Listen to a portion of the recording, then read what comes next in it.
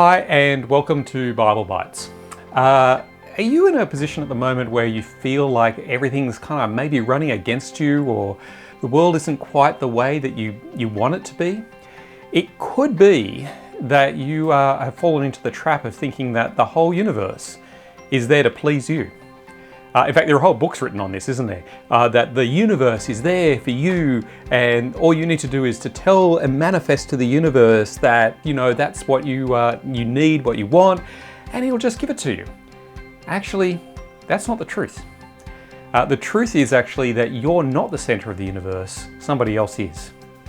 And this is what we call a Copernican revolution, because Copernicus was the guy who realized that the Earth wasn't in the middle of the universe.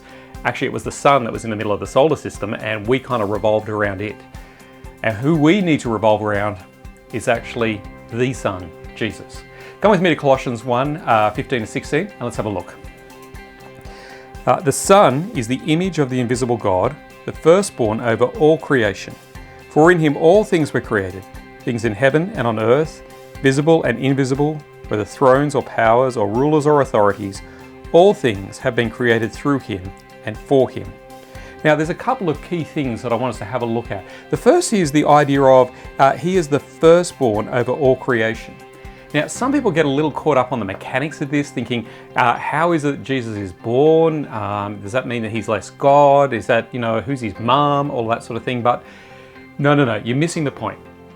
This is actually about a title. He is the firstborn. And in the ancient world, the firstborn got everything. It was, he was the one who became the king. He was the one who inherited the land. He was the one. It was all about him. And that's what Paul's saying here. It's all about Jesus. And it goes on. It says here that for in him all things were created, things on earth and on earth, visible and invisible, whether thrones or powers, rulers or authorities. All things have been created through him. Now, we have a law in the country I live in Australia, called copyright. That is, if you create something, you own it. You get to determine what happens with it.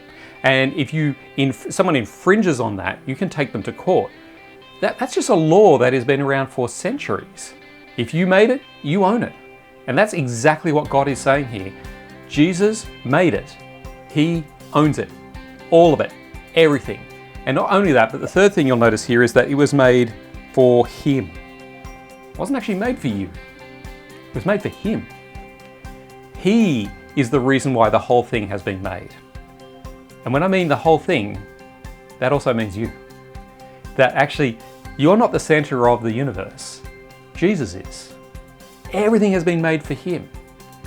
And you have been made for him. Your purpose in existing is for him. It's to please him. It's to glorify him. It's all about him. And so perhaps one of the reasons why you're finding life hard at the moment is because you're trying to make it all about you, whereas it actually needs to be all about Jesus. So maybe today you need to take some time and think, how can I lead a life that glorifies Jesus more, that makes him the center more, that makes me the center less?